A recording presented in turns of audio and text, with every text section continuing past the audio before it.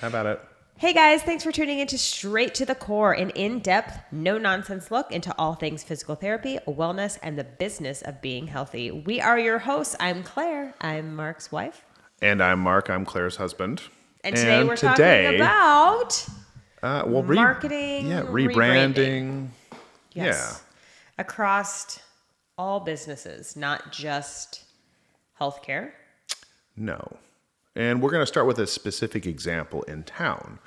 There is a premier steakhouse in town, not to be mentioned by name, but has obviously rebranded itself in some way, same name, different location. So this was a very popular place, top tier price level, really good service, known for everything, right? If they were open on Sundays, I would suggest us going tonight. That sounds lovely. I don't know that they're not open on Sunday. I can look it up later. Anyway, my thing. Now, to be fair, they did have a problem. I thought this was mine. It is. I'm giving some background. They did have a problem that they were attempting to solve. Is it really a problem? That's something we'll get into. I guess, feedback-wise, they felt like they could not accommodate the number of guests that potentially they could. So they were kind of stifling their own growth. They had not yet probably reached the potential of that business in that location where they were. A lot of parallels to our own business, actually. Correct. We have the same problem. Yep. We're trying to avoid the pitfalls of overexpansion. Right, which I think is probably why we're overly sensitive to this particular. Correct. Yeah. So they attempted to solve this problem by changing the recipe. So they moved. They have a bigger location, so they solved the problem of not having enough space.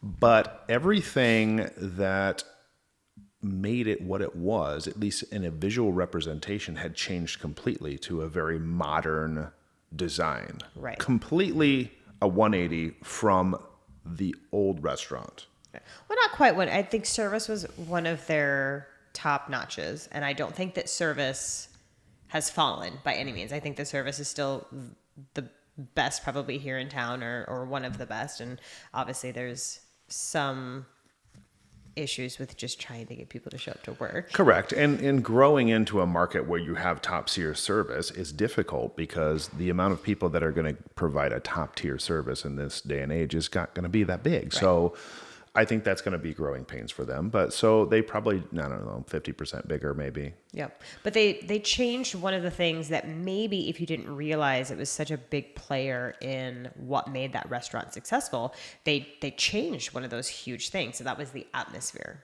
Atmosphere is huge. Okay, so in my mind, I'm from the Midwest. I was born and raised in the Midwest. And to me, a steakhouse is dark, inviting, comfortable, but... Vibey. Yeah, like it's a different feel, right? It's not an upscale restaurant in New York City. This is Nebraska. We have the rich mahogany wall coverings and the rich wood accents, and we have the dark colors and the ambiance, right? Like that's what a steakhouse is to me, and that's always been what a Nebraska steakhouse was to me. And the recipe that this place had was very, very similar to that recipe and did great. It was always packed. You had to have reservations to get in here. It's great. Still same way. And one of the big things that changed then is that atmosphere. When this restaurant changed locations and they built out a new building, even from the minute you drove by it, from the exterior, it is now new and modern. Industrial modern. Yes. Which isn't necessarily inherently a bad thing, right? No. But, and I think this is why, again, we're so sensitive to it, is that they took something that they probably didn't realize was as big of a factor, and it got changed.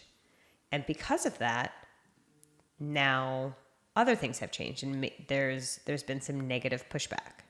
Now, I will say this draws parallels to me to when the College World Series changed, right? Yeah. When it went from Rosenblatt to whatever we're calling it now, TD Ameritrade. Yeah, I don't know. Yeah. And we still go. Yes, and people said you have to give it a couple of years. Like it has to have its own like personality, right? You're right. It's not going to be the College World Series that was at Rosenblatt. It's not going to be that like family neighborhood friendly thing. It's going to be a little bit more commercial, but give it a couple of years to grow into its own personality and its own thing, and then people will appreciate it for what it was. And I think the College World Series has done that. Omaha has done a good job with that. So maybe we're just not giving this particular restaurant enough time, but I think the immediate kind of gut check of, oh wow, we lost this place that we love so much. It's not as special anymore. Right. So then that begs the question of business expansion and business identity. And knowing your market. Right. What does your market getting want? lost when it comes to kind of trying to rebrand or expand or something like that, and losing some of those key identities. Yeah, expansion for just for expanding, for the sake of it, can really get you tied up because you may lose the recipe that made you good. And so I've always had that fear of our business as we've expanded. We've needed to expand for many years, but it takes the right team and the right individuals to make that happen. And if you do that in a way that is not what your audience wants, you will suffer for that. And I think that is a very important part of business, is not only evolving with your market, but understanding what your market wants and appreciates and catering to the market and not changing it when it doesn't need to be changed. Right. And trying to hit that sweet spot. And Mark and I were talking earlier this morning when we were talking about doing this podcast about there was a moment when we were first opening our business. And if you know us, you've probably heard this story many times. I was briefly Mark's sugar mama, where he was taking a very appropriately earned salary from the business.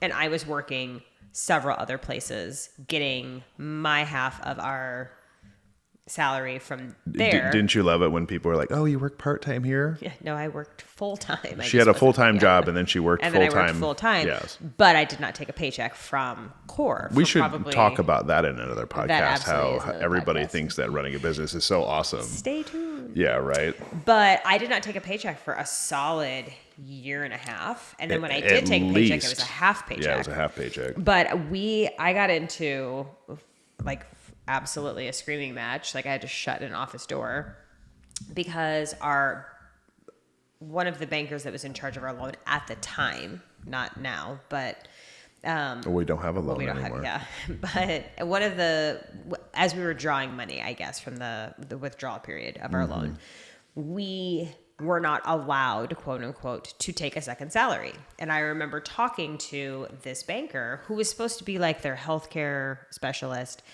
And I said, we are losing out because I still have to work X number of hours to make enough money to support our lives, right? Like we didn't want to be homeless. We didn't want to lose everything that we had. And the banker said to me over the phone when I said, like we're losing out on patient visits. We're pushing people out too far. And he said to me, was that necessarily a bad thing? And it's interesting because at the time I was absolutely livid that he would say that to me. Because when you're struggling new business, yes, it's absolutely a bad thing. Like you have to capitalize on every single person who wants to come to your business. Yeah, you can't afford to let business go. But now I understand probably what he was trying to convey, and just did a poor job of actually saying that, is the allure of, let's say, especially in a restaurant or a bar, right? You walk in and you're like, oh, there's no empty tables. Like our favorite Friday night or Saturday night bar that we would go to, there's no empty tables. Yeah, we have to have reservations. Right. Or a restaurant that's like, ooh, the hot new restaurant, or the restaurant that's always like a tried and true classic. You want to get in there and you can't get in there unless you make a reservation 3, 4, 5 weeks in advance. That's not a bad thing. It's not. However, it can be. It can be, yes. Now, I do think with this restaurant that we're talking about, I think that was a good thing for them, is that you might be able to get lucky and get a reservation or walk in and be like, yeah, we'll sit at the bar. This is great. Now they've attempted to solve that problem, but the problem that they've created is that now nobody wants to just come in. Correct. And so they have all this extra space to accommodate for people trying to come in. But now that they've changed the recipe so much and deviated so far from what made them popular, now nobody wants to come in. Well, not nobody. I mean, obviously, like if you're from Omaha and you kind of know what restaurant we're talking about, like it's obviously still doing well. Yeah, I would imagine that it is. And it obviously is still, giving really great service. And will I still go there? Yeah. Absolutely. Will I go there as often? I don't know. But it's still Probably, but it's not necessarily just this like slam dunk the way that it was before. Yeah. I mean, it makes me consider other options that have that ambiance that I'm looking for in a restaurant. But Right. everything else didn't change, at least from my point of view. Mm-hmm. It was just the aesthetics. But the aesthetics changed in a way that changes the mood. The ceilings are higher. It's louder. It's echoey. There's not that many booths. There's just a different aesthetic. It's not like the richness and the warmth and the comfort of a dark steakhouse. It's bright, open, glass, stone, but modern stone, high ceilings, again, concrete floors or whatever. It's just not my aesthetic. But to me, that's like a swanky, like fusion restaurant in New York City, not Yes. a Nebraska steakhouse. Well, yeah, and I think that's tough with any business, right? Is that when you take the existing business out of it, you can look at that objectively and say like, wow, that's a cool space. That's a beautiful space. That's an awesome restaurant space. Except for the front door. No, I think that's I don't like the front door. fine. I miss the little flames Yeah. coming up from there. But I keep going back to this is I think that Mark and I are so sensitive to this particular story because in our own business life, trying to expand is that we're constantly aware of, okay, what's a good expansion and what, Do you want to expand for the sake of expansion, or do you want to Right. grow appropriately? Right. And if you've heard us in clinic kind of try to talk about this, then there's definitely some growing pains that happen because we're just very probably hyper aware, hypersensitive to growing for the sake of growing. And then all of a sudden having your product, even if your product itself has not been diminished or been diluted, the perception Correct. of your product being diminished or And diluted. perception is actually reality. Absolutely. It is. Presentation is important. Everything. Right. Aesthetics are important in an experience. So we went to this restaurant 4 weeks ago, something like that, 3 weeks Yeah. ago, and had a lovely time. I mean, had a great meal. I had to wait 20 minutes for a martini. That's a long time. Well, you spilled half of your first one, so that was your fault. I'm not On your sure. pants. Thank goodness it was I'm a not clear su- liquid. I'm not sure that's necessary right now, but okay. But yeah, and I mean, we've talked about customer service. There's no service in customer service. And that may be, they might just be a victim of that, but we had a lovely time, but it was definitely one of those things that we felt like it was much more planned out. Hey, we have to request to this table or this booth and we want to go at this time. And we planned this, like 2 weeks in advance and things like that. Whereas, having somebody have a surprisingly amazing experience, I don't think can be understated. Absolutely not. I think that is a totally different way to view it, but not unimportant. Right. So having somebody, and we experience this in our business as well, is having somebody who maybe just is in the neighborhood or they're like, oh yeah, like my hairdresser recommended me to come here for rehab and having an amazing experience. Be like, wow, did I stumble into this great experience that I wasn't expecting? Or, like we work with a whole bunch of fantastic surgeons here in Omaha. And occasionally I'll ask a patient who's post-op, hey, how did you end up with the surgeon? Were they recommended? And they'll say like, oh no, they were just on call the Saturday that my son tore his ACL, or, like they were just the one who we were referred to and they had an opening and I was able to get in. And I was like, wow, you're super lucky. Like that is an amazing surgeon. Good for you. Same thing though. That's a different experience than someone who has done their research and they say, wow, I read these reviews and I asked for recommendations and you guys came highly recommended. Those are two totally different marketing strategies. Totally. But it still comes down to that identity of a business. So having a restaurant be something that somebody is like, that's a great restaurant, go there. Have that reservation 3 months in advance or 3 weeks in advance and ask for this booth. Like that's an entirely different experience than somebody going on Open Table and being like, oh, look, we can get a table At the bar. Yeah. And then going in and being like, it's not really that great of an experience, or it wasn't hype, or didn't meet that hype that everybody was saying. Yeah. And so the parallel is for us is we've always struggled with progression in our business as far as growth. Because of that, we don't want to expand too quickly to kill the product. Right. And there's plenty of clinics out there, especially, the privately owned clinics are becoming fewer and further in between, especially locally. And there'll be people who will say like, oh, like such and such clinic is bigger. Maybe, but I don't think that bigger from the sense that they employ more people, not bigger from the sense of probably patient caseload. Or patient volume. Or Yeah. But I do feel like wanting probably in my detriment that I'm a control freak, wanting to have every single person have that great experience no matter how they found our business, I think weighs pretty heavily on both of us. Whether it's somebody who, oh, I just live up the street and you guys were the closest one. Well, did you also know that we happen to think that we're the best clinic? Like, aren't you lucky that you stumbled on that? I want that person to have the exact same experience as the person who comes in and says, I researched a whole bunch of clinics and I chose yours because of your reviews and your atmosphere and like how friendly you guys were and just your environment and your clinic space and all of those things. Yeah, I think it really depends on, what your marketing strategy is, but like progression in your business cannot come at the expense of speed. Right. And obviously we're a testament to that. Now, do you think, in regards to this restaurant and then both us as well, do you think that you would have as strong of a reaction if the price point was not where it was? If it was a little bit more of like a mid-tier? Yes. And I think when you are paying for a premium service, I believe that you should also make sure that you feel like you receive that and it's worth it. Okay. Because if you spend a medium amount of money and get a good experience, that's worth it.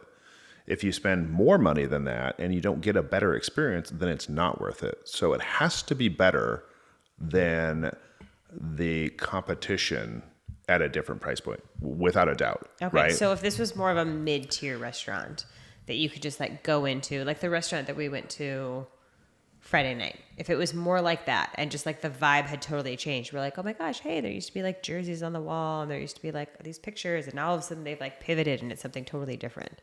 Would you be as sensitive to it, or would you just be like, all right, well, they're trying to like capture a different clientele or a different population? I mean, I think that the price point dictates what you're expecting.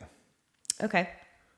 That's my opinion. The other restaurant that's really close to our house has that same identity crisis, as they are having a very high price point, but not that experience. Okay. And that doesn't make them a bad restaurant. I'm not a restaurant expert. I'm just a consumer. But if you're going to charge top tier pricing, I want top tier service and top tier quality every time. Right. And I have no problem paying for it, but it's got to be matching your price point. Right. And having, I think that restaurant, not the restaurant we started talking about, the other restaurant. The restaurant that's close to our house. Yes. Having that identity crisis, or maybe having their identity be a little bit muddier.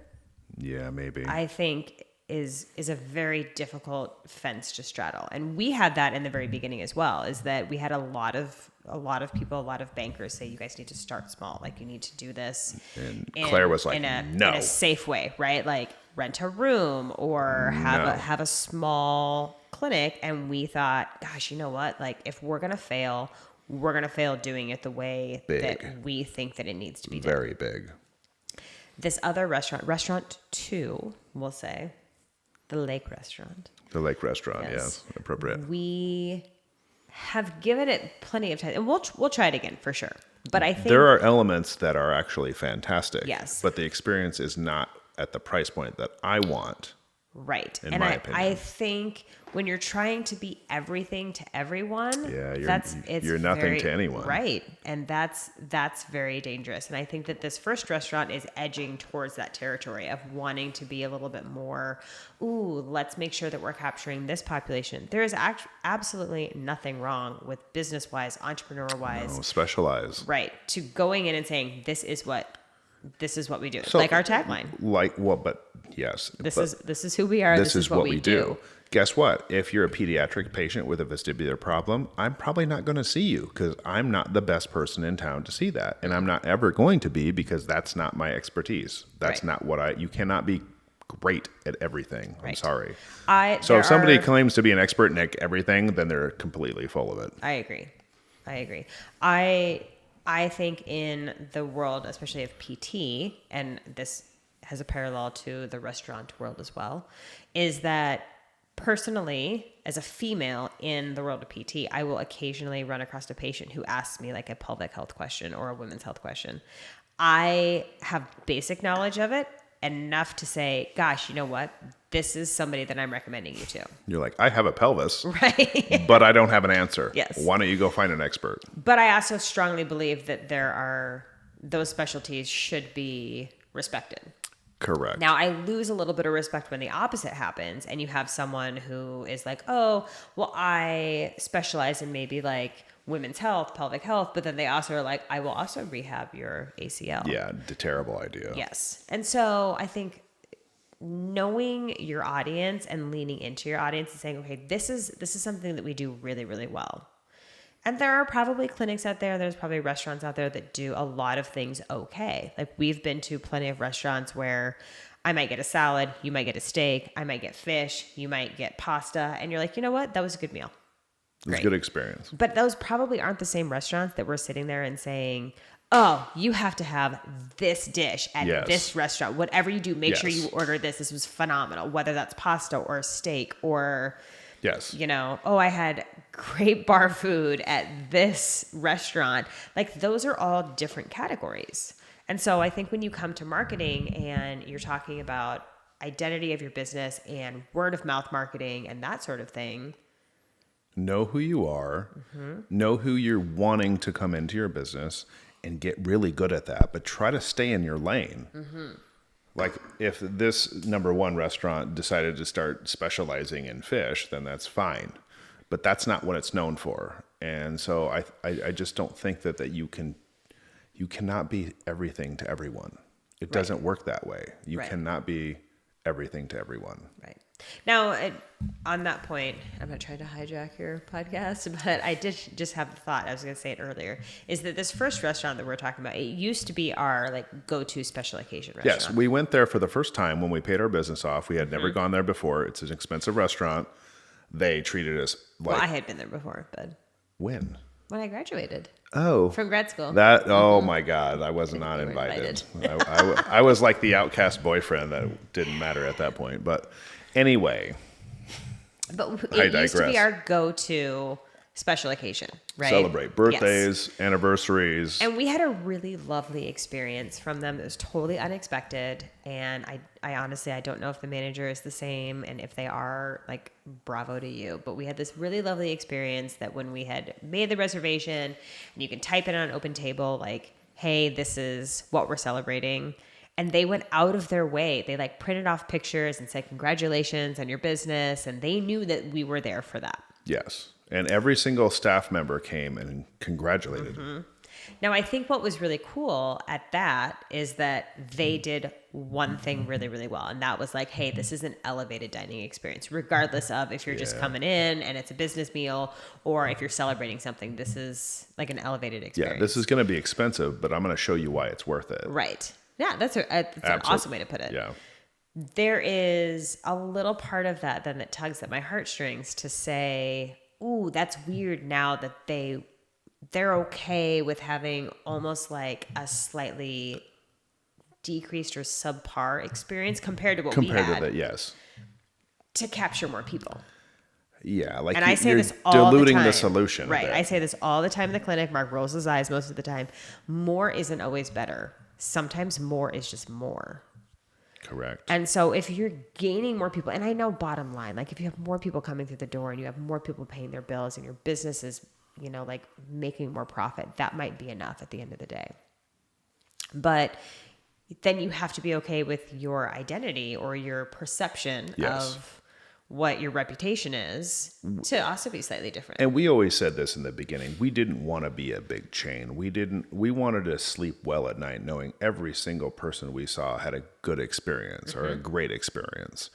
It wasn't about expansion and building an empire that we could like retire at 50 and never see a patient again. We could probably have marketed that well, but that's really not who we are. And I don't really want to get into that because I want to feel good about the money we make. I don't want to Right. just make money.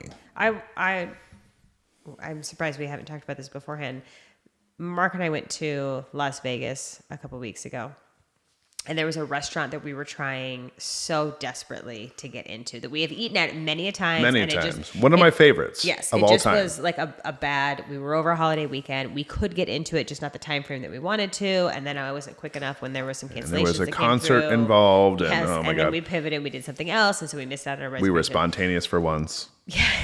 We never are. But that restaurant is kind of like this beacon of what I want our business to be, in the sense that I was sitting there really willing to be like, oh, I'm going to check my phone. I'm going to check my phone. I'm going to check my phone. Can I get into this restaurant? Because we've never had a bad experience there. No. We've sat at a table. We've been in a larger party. We've been a single. We've sat at the bar. Yes. We've had all of these different experiences in terms of the consumer aspect of it. And we have had a fantastic experience every single time. Which is really interesting. In Las Vegas, obviously there's great dining, right? But you're assuming that you don't have regulars, right? Like, people are in town to go to Vegas. You may have regulars like once a year, maybe twice a year, but there's not people coming in as repeat business every month. That's pretty rare. Right. And so because of that, you would think that customer service wouldn't be as important for them because they're not going to get repeat business. It's just like a restaurant at an airport.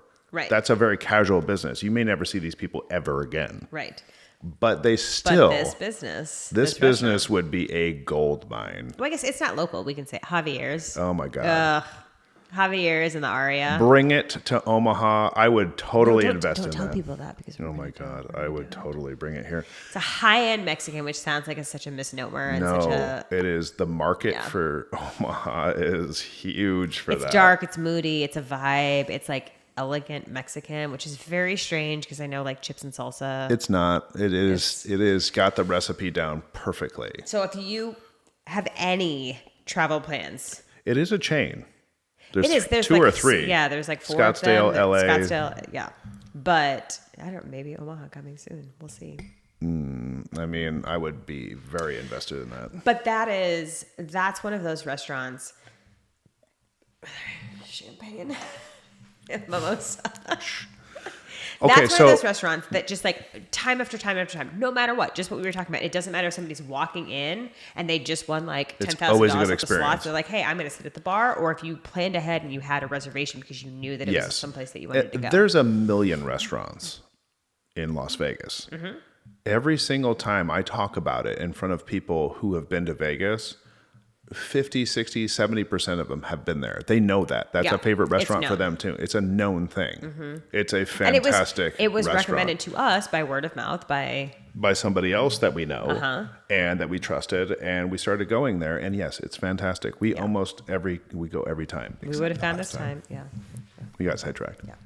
But I think that's a great kind of beacon or icon as to what you want your business to be, right? Like ultimately the true test of a business is to market because you want to, not because you have to. And to being able to not rest on your laurels, but being able to know that like word of mouth is positive. You've done every single thing that you can. Yes. Be you, and be you in the best possible way, but try not to lose sight of why you're successful. Right. Well, know what you are. Know your identity and be proud of your identity. Also know your audience. Yes. Yeah. I'm hungry now. I am too. We should go grab some food. I'm dressed for it, actually. I am as well. So we get slightly off topic at times, but it all comes back full circle. I'm just, I'm not trying to be an expert in the restaurant or bar industry or whatever, but I am a consumer, and I'm probably part of the demographic that these restaurants are catering to, at least in some way. And I also own a business that has similar growing pains and issues that most businesses. The recipe for running a successful business, I think, is fairly universal. Obviously, you have to evolve. Find out what your people want. Find out what your audience or your customers want, and you cater to that, and you have to do it well, and you have to do it well every time. Right. You can't be good once in a while. You have to be good every time. You can have 5 great experiences, but one bad one will leave a bad taste in your mouth, and you'll never get over it. Right. Or rarely. Most people won't. So you have to deliver every time. Mm-hmm. And I think that recipe goes for all businesses, not just restaurants, not just medical, not just bars or whatever. Yeah. I think that's important. I would agree with that. Yeah, we're old, grumpy people now. I know right now. Ugh. Complain because a restaurant's too light, bright, and modern. I also complain about a restaurant that's too dark that I have to get my cell phone in out a to- vacuum, the restaurant would be super fantastic if it hadn't had the same name as the restaurant we liked before. I would That was agree. just better. Yeah. If this is the new restaurant, it's You know great, what? whatever. Maybe we give it time like the College World Series and we just see how. Okay. College World Series is great now, but it will never be like it was before. Correct. It's a new identity. And I understand why they did it. And I don't fault them because they had to do it. But there's not that many people in Omaha, at least, that would say that it's better now. Yeah. Really, it's not. Now, commercially, it may be more successful.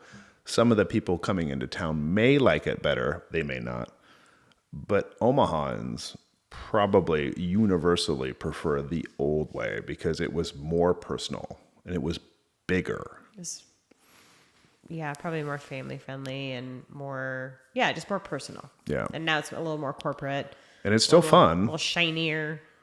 but it's not, it lost It's the magic. different. It lost the magic a little bit. It is.